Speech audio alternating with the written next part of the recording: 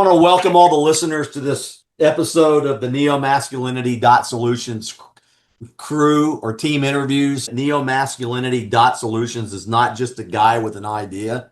This is a real company. We have real bodies working behind the scenes and out in front.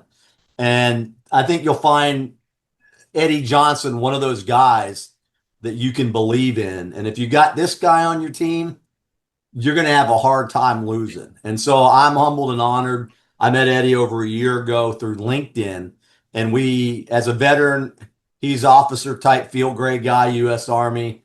I'm an NCO, so there's a little bit of a difference there. But he was an NCO before he went into the officer rank. So we want to welcome you to the show and welcome Eddie to this interview. And let's just get rolling, man. Tell us a little bit about yourself and how you got to that chair that you're at right now. The chairman right now is trying to just chill and relax, but no, it's great to be here, John. We've been chatting for about I guess a year and a half now, maybe even been longer. But yeah, we met on LinkedIn. I think something that I was, I guess, expounding upon or ranting upon was probably captured your attention. That's kind of how we linked up through LinkedIn, and we just found that we had so many common bonds that we've been talking ever since. And I immediately latched on to Neomasculinity Solutions and the role and the mission. Saw it as something that I could completely get behind because it just matches everything that my core values are part of. A little bit about me, how I got here. I start out kind of like this, the Steve Martin movie.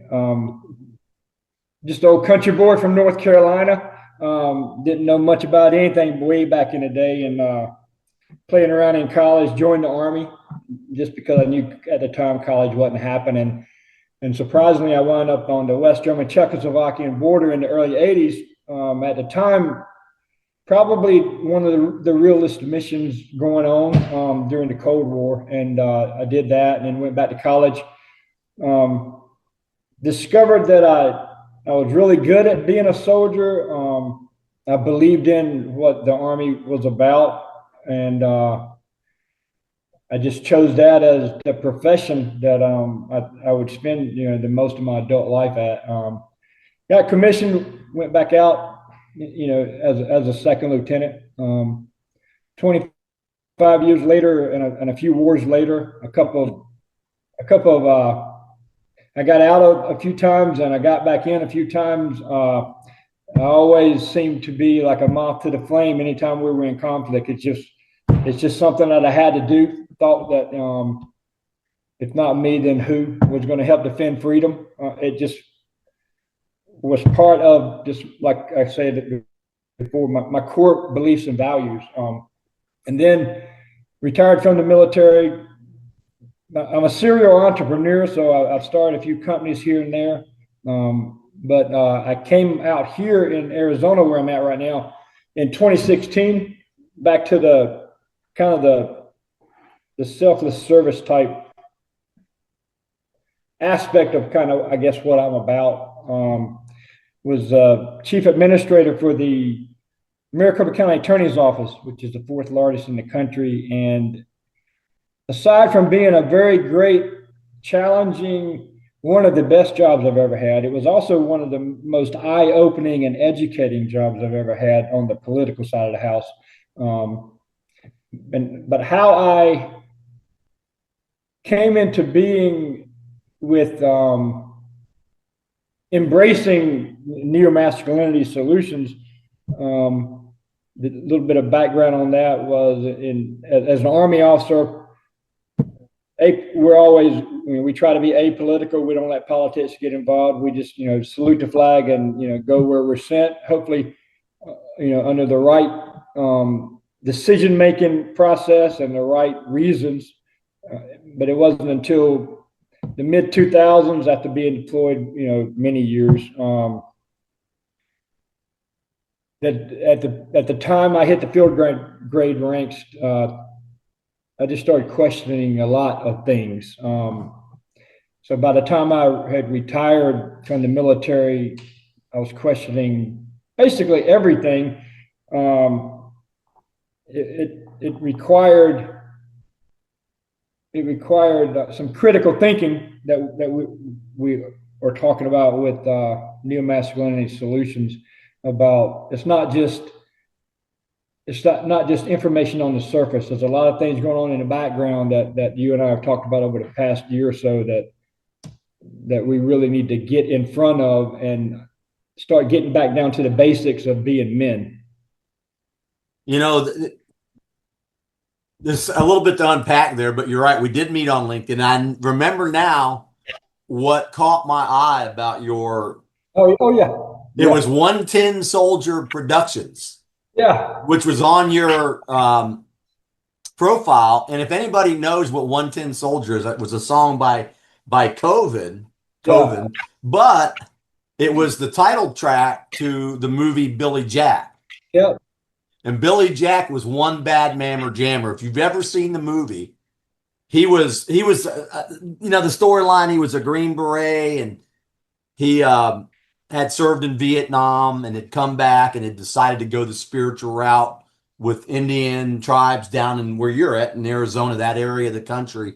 And he was a staunch anti-corruption guy. And I'm not going to give it away, but watch that movie. That's what it was, Eddie. I'm saying anybody that puts 110 Soldier yeah, Productions out there in the public as a guy worth knowing. I got to know who this guy is, right? yeah. And that's what, like, I saw that movie probably when I was 6, maybe, and it just kind of stuck with me because it kind of is who I am. I'm not Billy Jack by any means, but I believe in his convictions, and he believes in, like you say, anti-corruption. He believes in the truth. He believes in right, what is right and true, and trying to lean toward the spiritual side, especially in today's world, is very difficult because as you see every day, violence sells in the media, and violence for many now is how things are done. So there's a battle going on that just people need to be aware of. I totally agree with you, Eddie. And when we look at human vibrational states, frequencies, right? Violence is like the lowest one. Yeah, If you're violently minded, then you're not really thinking about what you're doing. But if you're taking a moment to take a deep breath, real that this whole toxic masculinity thing, which you and I were talking about early on a year and a half ago, it's a narrative that's total lies. And if you can emasculate a man and take him off of his mission and his purpose in life, which is to protect his family and the people he loves, then you've done a great deal to manipulate things for sometimes nefarious reasons. And remember, we had that conversation. We're not going to give too much away, but you were in Afghanistan dealing at some real high levels of command, and you were starting to say, what the hell are these directives that are coming down? That yeah, were totally taking men out of the warfighter mentality yeah, and playing these politics and started to get you to question some things. yeah. Even some of the reports that my team was putting together, every Monday they wind up on the president's desk, SecDef, CIA, all the players up there in DC, and that's really probably was the beginning spark for me that really I'd already been paying attention, but that really started paying attention to everything, the military industrial complex, the PR machine of government and the military. But some things that we were compiling and putting together, the weekly report, as it be, was I started getting pushback from the folks that were kind of reviewing it, and I got the message saying that we can't send that, and I'm like, what do you mean we can't send that? It's the truth. Well, that I was told that's not the narrative that needs to be pushed out, and that was a big red flag for me. And then it just then my curiosity um, towards the truth, it was just peaked exponentially. I guess that's a better way to put it. But it's nothing new. That's just the way the business had been done for decades and centuries probably. But it's just I had never seen it up close like that. And for me, being somebody that sometimes is too transparent and sometimes too truthful to a fault, as far as being very direct, it just hit a nerve for me that it didn't go away. Yeah, I had a similar story from a female Army officer who was in Iraq, and she was with PR, public relations, and I don't think she was a journalist or anything, but she was gathering intel to make her reports. Yep. And she said to me as well, just like you have, Eddie, is that I was scratching my head because what was actually going on was not really what they wanted us to report. And it's like the Yeah. very basics of, we call, I think it's PSYOP, but the very basic fundamental reality of information and truth was being altered Yeah. for this narrative. And for what? Why lie to the people? We wonder about that. But so, yeah. Well, thank you for your service and thank you for your commitment to winning. I know that you have a winner's mentality and it's probably baked into you from North Carolina days. Yeah. You know, you go out in the woods to go hunting, you're coming back with something. Yeah. So that so Eddie and I we're talking and we're about certain things. We hadn't even thought about neo-masculinity yet, but we were talking about it. And then when I hit him up with the idea, he didn't hesitate, and that's one thing that's a mark of a good leader is they're decisive and they make their decisions based on core value sets. And who would not want to be part of an initiative that empowers men to be men, to embrace their masculinity, but give them tools to be able to tell the truth from lies when it comes to media, television, radio, all the narratives. And I think that's what got us going is they Yeah. were putting the word toxic with masculinity Yeah. and it just wasn't adding up. Yeah. Yeah. And that probably for me, I'd been noticing, over the years that, that the word masculinity just by itself didn't even need toxic in front of it. They had they had manipulated the narrative of what being a masculine man is and was so much that if you heard the word masculinity, immediately people had a negative context or feeling about even the word. Like, so when you and I met, it kind of hit something, struck something within me that I knew was going on in the background for years. And I'm big on intuition. My gut was telling me that yeah, we need to try to get after this and start pushing back because there's so many spokes in the wheel of forces that are going against us that it's time to stand up and be heard and actually even forget the gender, but just from how I grew up of knowing what a man is and what a man does, and start leading basically. That's great. And the pendulum, as we know, always swings. And we, in our research, Eddie can attest to this, we researched masculinity, what that actually meant on a vintage traditional mindset. And historically, men have always been the protectors of their families first, or way back in the day, their tribes or their communities. And the toxicity was, usually the last thing that a masculine man would do. He would do everything he had to do to not take it to that violent state. And but when we take away masculinity and we emasculate a man, he gets violent.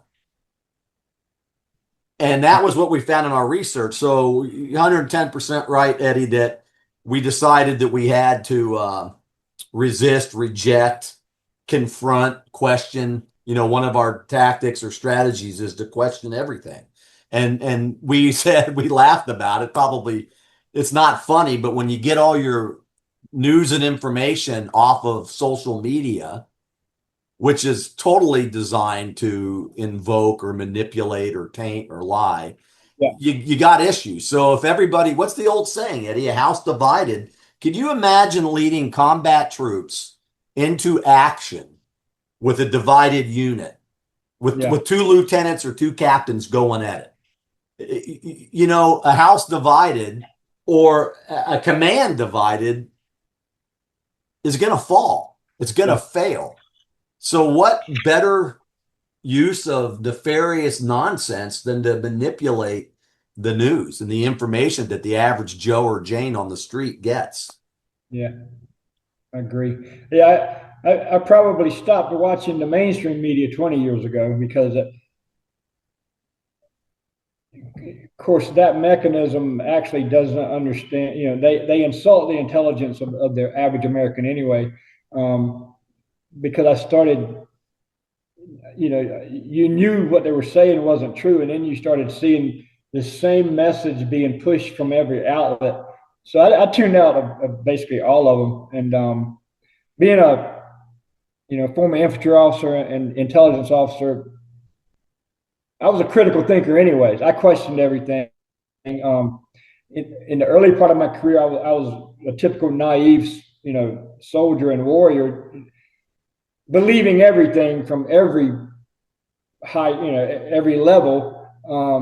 But the higher I moved up the structure, the more my naivete kind of had to go away because even in that aspect, things weren't adding up. You're looking at the media outlets, nothing was adding up. And then, recently, probably particularly since COVID, the media, the social media platforms, then we saw just how that strong arm of misinformation and disinformation and even an attack on the truth, was in full speed execution. So even like you say, getting your news unchecked from any social media avenue, is probably is like playing Russian roulette. Absolutely. And the thing about, we'll get to the warfighter mentality. I want to ask you about that. But when you think some of the tools that we've developed, we have this thing called the human intuition sniff test. And think about this. How many times, for you listening, and how many times have you heard something? And like you just said, it's a direct opposite of the truth. You know it's not right. The hair on the back of your neck goes up. You get goosebumps on your arms, and you're going, what?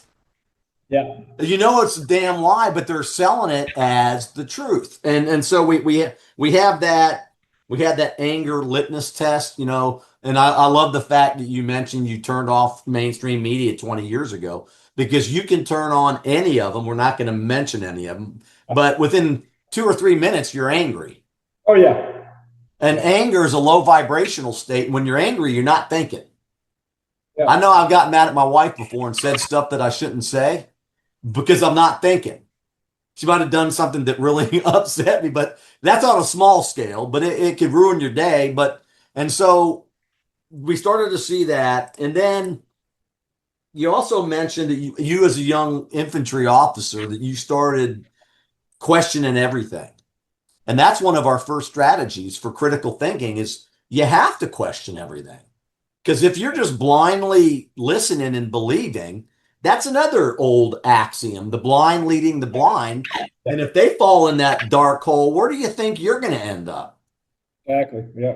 The So Let me ask you this. You had lots of deployments. You were a field grade United States Army officer, lots of deployments in dangerous places.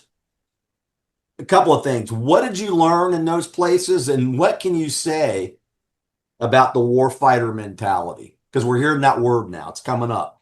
The warfighter mentality. But what did you learn in combat working with your teams? And then what does that mentality mean to you? Well, throughout my deployments, in spite of what you said, that the anger mechanism that all the outlets use for their gain and for manipulation, and it's also it's also used. That's how we're divided right now, right? And the intent is to keep us divided as a country, as a nation. But when you're downrange, though, you all that anything going on over here is noise. All those factors that we're talking about. Because downrange we've heard it before, but the only thing that that you're focused on downrange is the mission, and you hope the mission is pure and righteous, that it's the right mission, and we're over there for the right reasons, and we're getting after it for the right reasons, and sometimes that's not the case, but it doesn't matter once you're over there. The goal once you're over there is to win and to get everybody back home. The human capital that we've lost already is tragic over the years anyway. But the focus downrange, though, is none of this noise over here. It isn't political over there.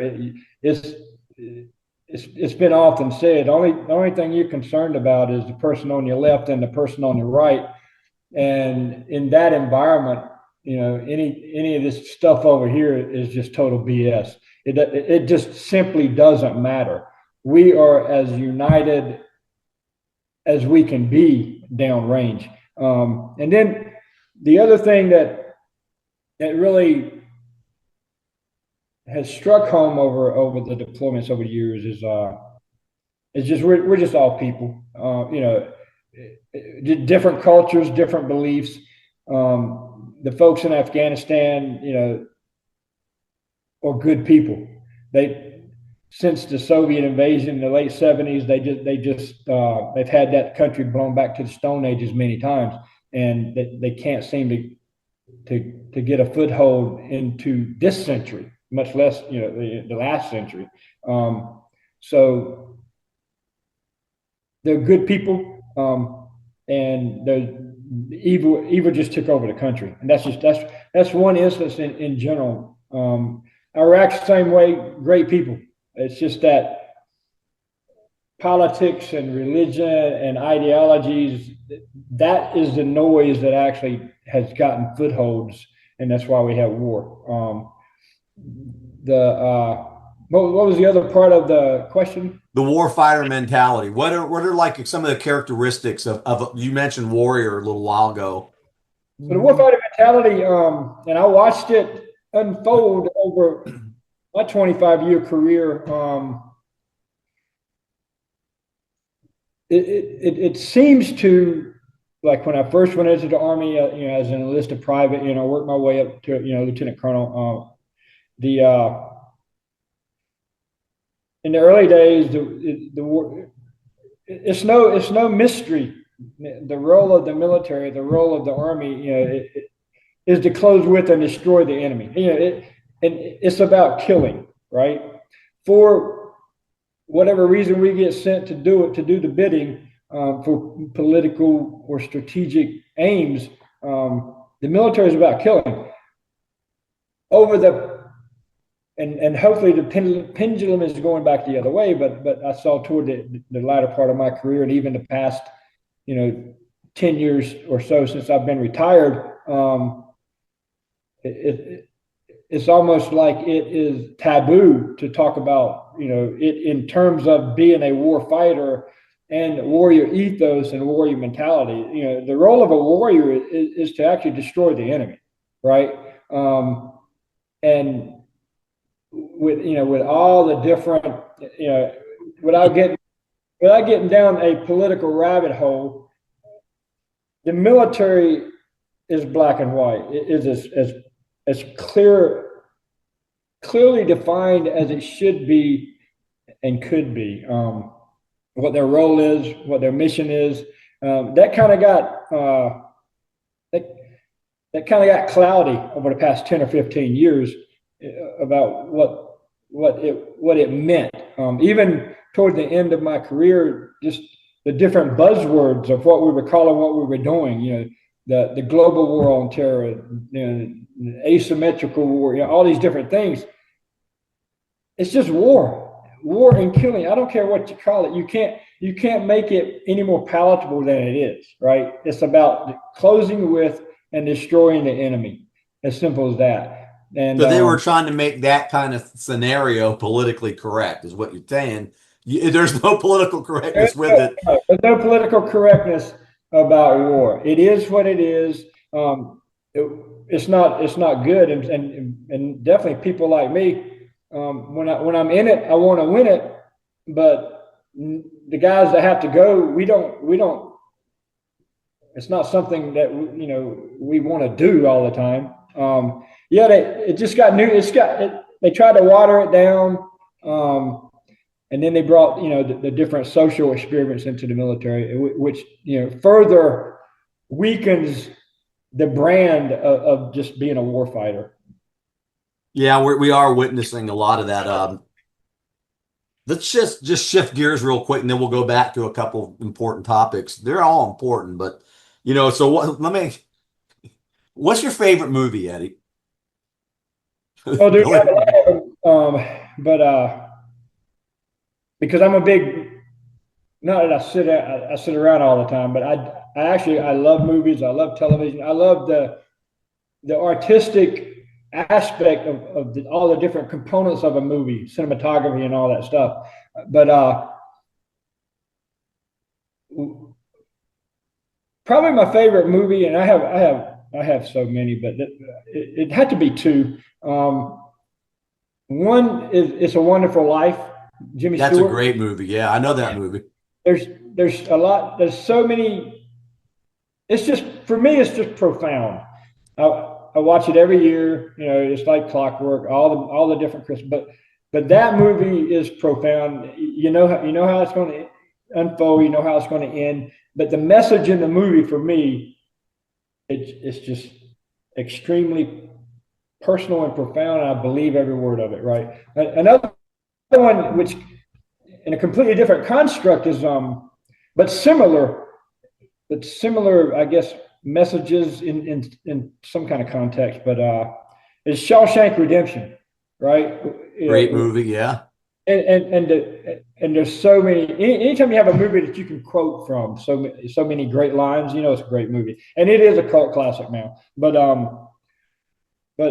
there's so many quotes in Shawshank, but the one that for me that I really love is "Every man needs hope," and that's it, right? Every man needs hope. So I was going to ask you what your favorite quote was. Would you say that's your favorite quote? Well,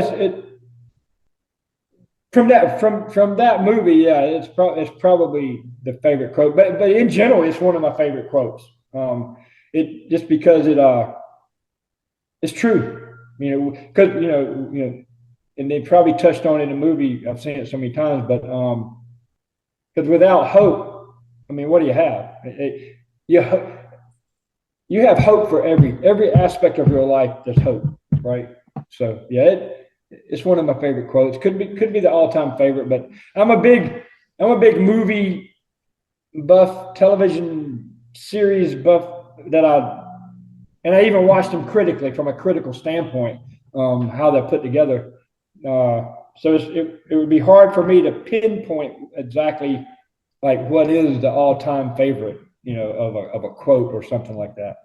I get it. So both very good movies, and it's kind of interesting because we talk about birds of a feather flock together, but the first movie that you talked about with Jimmy Stewart is a profound movie, and it does have that effect, and it puts life into a perspective that I would hope that most people take a deep breath and think about, that there's a Yeah. lot more important things going on sometimes, and we can earn our angel wings doing more good in the world than bad. I don't want to get the devil horns. I want the angel wings.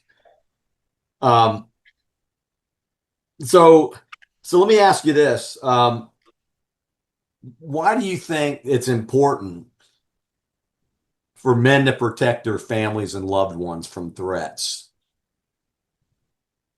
Well, it's it's inherent for me. It's inherent in our DNA, right? We're wired. It's just what we're wired to do. And it's part, and I admit I'm old fashioned. I'm traditional. Modern, traditional, whatever. But I believe in that. I believe it's a man's job, right? Not that a woman can't. They do in different ways the same thing. But a man, it's inherent that we're wired to protect our family, and even protect women. There's a the debate over women in combat and women in the infantry and combat arms branches. I'm a firm believer that many, not all, but many women can take on those roles and do it masterfully and have done that, right? Um, but on the flip side of it,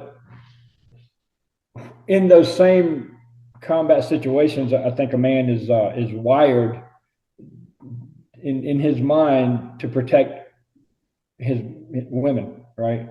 And that's an often discussed debate. I don't know what the answer is, because I think that one answer may be that while I believe what I said is true, that if women are going to be in the combat arms branches and even in combat, regardless of how they got there, because they wind up in situations right on the battlefield. I think some training needs to be done that men understand that we're hardwired to protect them in that environment, and to be able to navigate through those emotions when we're in it. So yeah. Yeah, that's a great answer. And even if you do the research, women have been in combat before, Yep. and not necessarily, well, in all types of combat throughout all the centuries. And sometimes it's out of necessity. Maybe sometimes it's out of choice, but I totally agree with you. When we talk about vintage and the research that we've done, Yeah. traditionally there are emotional behaviors that generally fall under the male category, and then they fall under the female category. And if you're a single mom raising a family, you have to protect your kids. That's normally a male role, family unit. So it doesn't mean you want to be a guy. It just means you're fulfilling a male role. And Exactly. same thing with the single guy, who might be raising some children without a woman in the house. He has to take on a nurturing role, which traditionally may not be a man's role, but it doesn't mean he wants to be a woman. It just means he's fulfilling a role. And that's one thing about what we've done is we're not pushing gender identities, which to me waters down the whole thing. We're pushing gender roles, and that's Yeah. what we support with neomasculinity. You mentioned it earlier, the truth. And gender identity is is specifically a divisive tool. Also, it's I think its intent is to divide.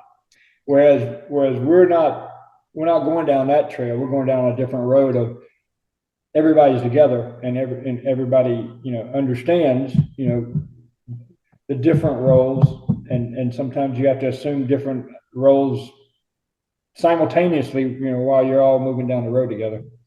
Yeah, and not to get this is kind of an interesting comment just to piggyback off of that is when I started seeing people on their social media profiles putting things like he and him or she and her, and I was thinking to myself, and my wife said this one time, if you ever have a question about your gender identity, she said, just take down your shorts and take a look, and that'll Yeah, tell you what your identity is. yeah, And I always found it, and no disrespect to anybody, but if you have to write that down, if you're a woman and you have to write down a she, her, you don't have to do that. Same thing with the guys. And if you're a guy and you're putting she, her, then I'd say there's something going on there that we need to look at. But it's none of my business how people live their lives. It's just we're talking about honesty and truth. Yeah. And so, even at a base level like that, we got to be honest with ourselves. Oh, I was assigned a male at birth. Is that right? Well, I've got the male implement. That's not an assignment, that's a reality. So, that's one thing we're trying to get to is we're trying to help our children be able to discern fantasy from reality or reality from fantasy and truth from lies and facts from fiction. Um, you mentioned spirituality early on, Eddie, in this conversation. And, you know, let me ask you this. Do you think, I probably know the answer to how you're going to come off with this, but I'd like to hear how you say it. Do you think in today's chaotic, messy, divisive world, do you think truth will win? Do I think truth will win? Yes, sir. Absolutely, absolutely. I think, and I think we've talked about. I think we've watched it over the past year. How all the noise, and it was just noise everywhere prior to about a year ago. It was from every direction, right? And it may have been the intent just to confuse and keep people so back on their heels. Truth is winning out as we speak every day. I mean, you see it now. That doesn't mean that it's time to sit down. Now is when we're in the breach, is trying to push through to the other side to get some small victories on the truth side because they've had so many losses over the past I say 10 years or even more on the truth side of the house. I think truth is winning out. I think it's going to win out. I think the momentum is increasing exponentially as we speak. Even the tragedy of what happened to Charlie Kirk, I think, created a movement worldwide and for truth, basically. Because if nothing, Charlie Kirk has been misquoted and a lot of misinformation on him, but what it boiled down to for him was basically truth. And I think, unfortunately, the tragedy of him being assassinated, it has increased the masses of individuals that are seeking truth now more than ever before. Even 2 weeks ago, 3 weeks ago, truth is going to win. Probably over the history of time, I think folks will see truth always wins in the end.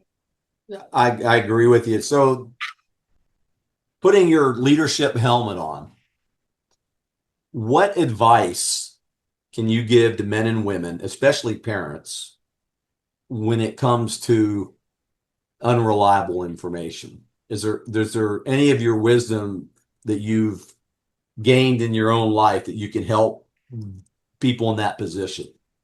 I'll go when you said my leadership hat. I'll go to some of my Army career, what I call truisms, and I'm not saying I'm the creator of. I probably stole some from Colin Powell or other folks. I had a battalion commander, infantry battalion commander back in the day. What get and he probably got it from one of these great generals. What gets checked gets done. So you got to be fully engaged in your kids' lives and know what's going on, so you know what to check and actually, if something it doesn't pass the truth test, you got to check it, you got to counter it and correct it. The other one is bad news doesn't get better, right? So same thing like the other one. If you don't check it, if you don't counter it, bad news becomes worse news. Same thing with something that's not true, over time becomes reality. It becomes someone's reality because it was never countered with the true and accurate information. The key is just to stay engaged and don't be afraid to correct misinformation or disinformation that our kids are getting overwhelmingly hammered with every day. Don't be afraid to correct it, because our job is not to be their buddy or their pal. Our job is to be their parent and their leader and prepare them, for being trustworthy adults, in today's society, which is increasingly hard to do. Some great words of wisdom, that, and you're right. One thing that comes to mind when you're sharing that wisdom is the need to give due diligence, and you can't be a lazy parent.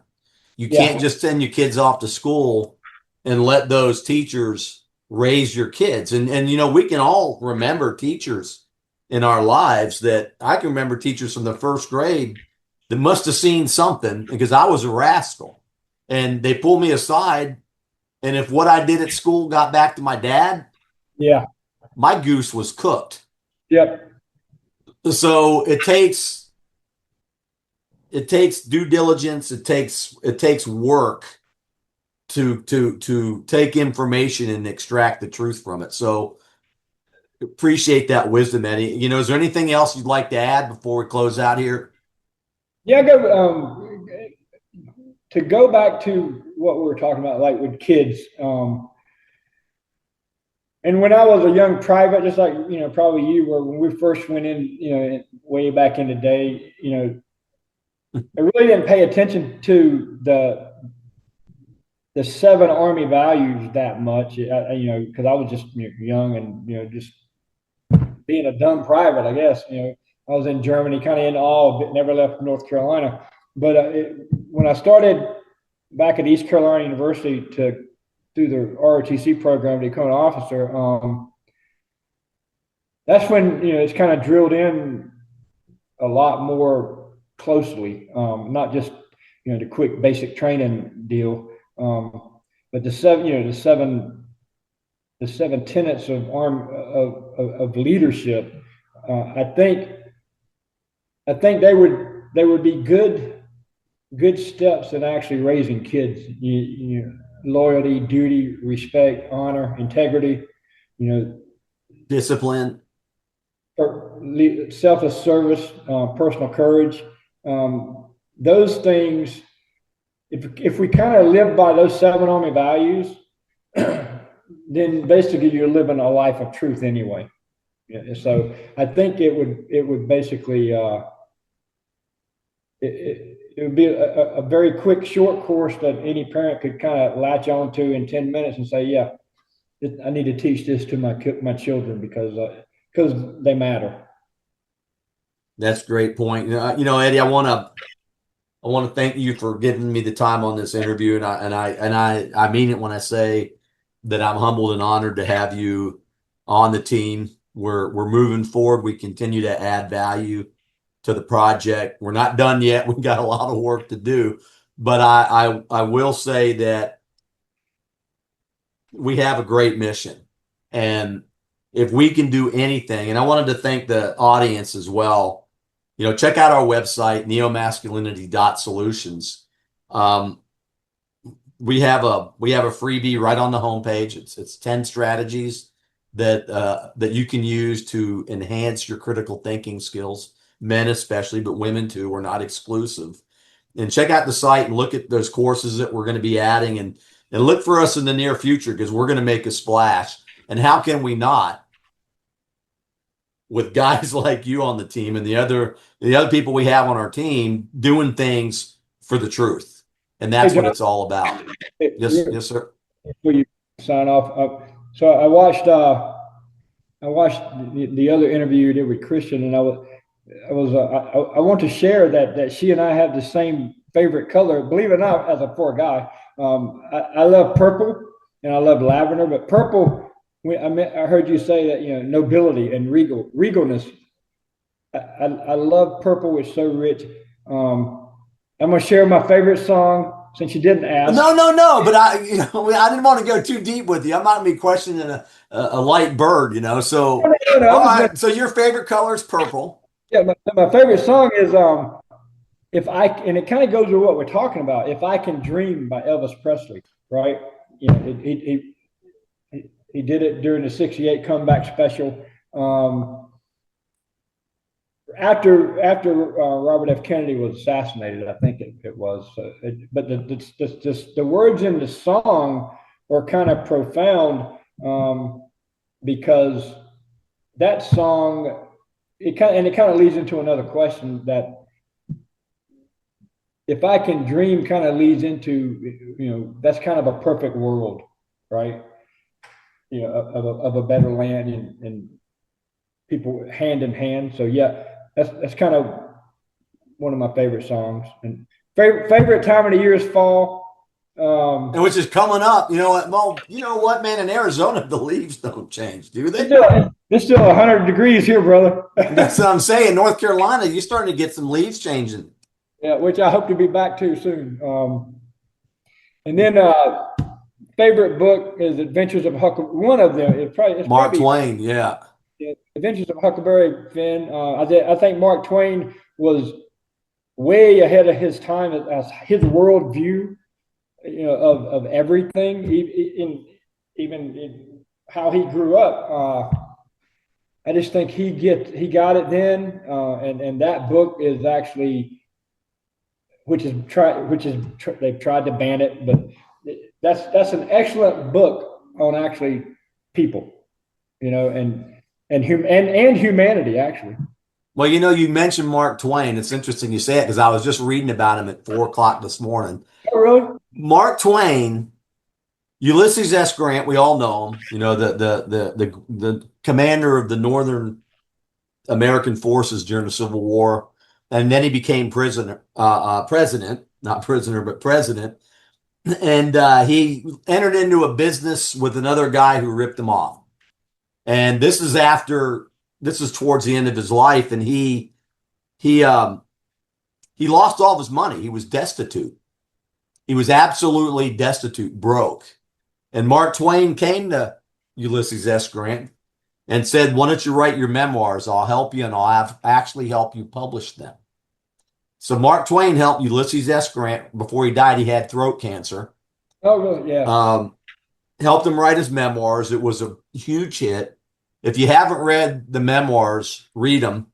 But they made about $400,000. So back in the Oh, 1860s or 70s, that's a lot of yeah. money. And Mark Twain didn't take a nickel, and he gave it to Ulysses S. Grant's widow, and she did not have to die destitute. Wow. And that's a phenomenal. What I liked about you, we could go on forever, but I didn't leave those questions out of the conversation. I just didn't want to dig too deep. I didn't know how comfortable you'd be giving away some of that. Yeah.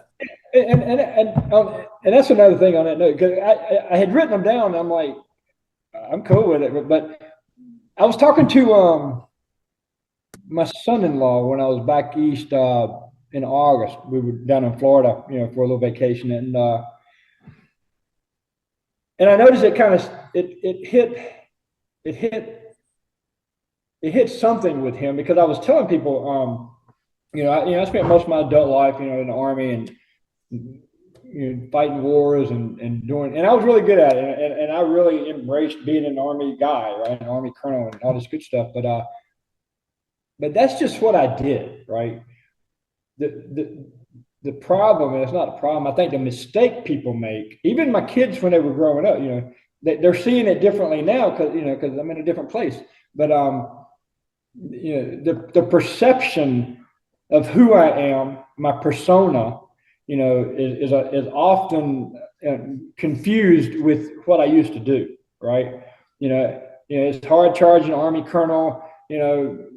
I can be gruff, I can be very direct, but that's not who I am. And I think that the further I get from that, the closer I'm going to be to basically finding the guy that I mentioned, before when I first began talking about myself.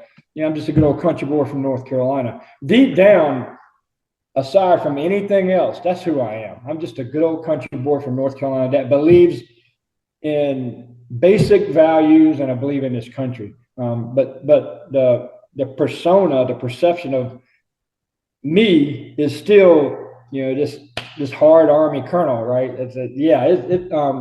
Because I'm an open book. I really, I'll share anything. Any question. But I'd written them down. I'm like, favorite car's a Corvette, by the way. I've had a few of them, but I just wanted to, I just figured I'd share it because I wrote them down. Okay, well, what's your favorite state? North Carolina? Come on, man. It probably yeah, probably it's got to be home, North Carolina. I have a lot of them though. North Carolina is yeah, probably my favorite state. I love the western part of North Carolina in the mountains.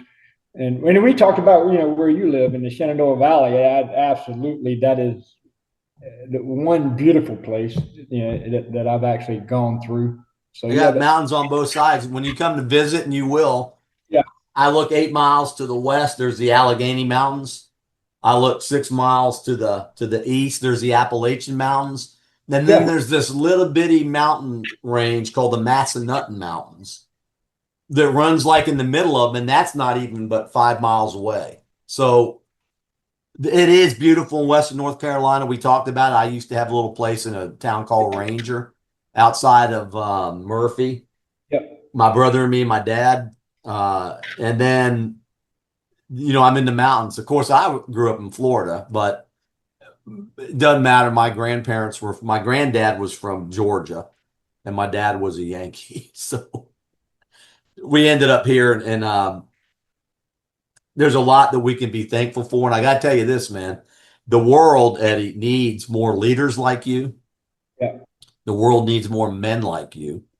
And there's nothing wrong with being a man and being masculine and fighting for what's right and giving people and moms and dads and kids, especially our younger generation, that kind of hope. So, yeah, man, we're gonna get some things done, and I appreciate it. Like I said earlier, I wasn't trying to get rid of you. Oh no, I wasn't sure how deep I was gonna go because I don't need to, but you know what I mean. But thanks for sharing those, and you're committed to excellence, and it would have been an honor to have served with you in the military, but I'm serving with you now, so I can't wait to get this thing going, and looking forward to the future. And if there's anything you need on our end, let us know. But I'll be in touch. oh yeah, yeah, definitely. Yeah, it's been great. It's an honor, to be on the team. We like I say, we've been going at it about a year and a half, and you've been going at it for many years, trying, putting everything together. But it's been, we've had some slow going, but on some of our conversations, I can sense that you're trying to reassure me and all that, but there's nothing to reassure me about what we're doing and why we're doing it, and it's the right thing to do. It has to be done. That a year or so ago we were saying we need to get after it like now. We're going to lose the decision point, but I think as every day goes by now, the decision point just keeps getting stronger. It's not like we got to do it today. The momentum is moving neomasculinity in that direction, regardless of whether neomasculinity moves in that direction today or not. It's happening. Well, we talked about that, and Eddie, you're so right, and I'm glad you brought that up because the truth is the truth. Yeah. All we've done, all this team has done, has taken the truth, elements of it, and we've taken that information and that knowledge, and we've just rebranded it Yeah. in this movement. And one thing that's interesting that we've done, we talked a little bit about it, is we talked about the gender component of what we're doing. So we're basically giving men and women tools to protect their families from bad information, misinformation, disinformation, but we're also adding the gender role component, which makes our mission different from many others, but more powerful. And I agree with you, man. I think it's evergreen. You know, we've used that term. I think that what we're putting together is never going away. Yeah. And families and parents and we always need to be sentinels of information and and pay attention to what we're being hit with.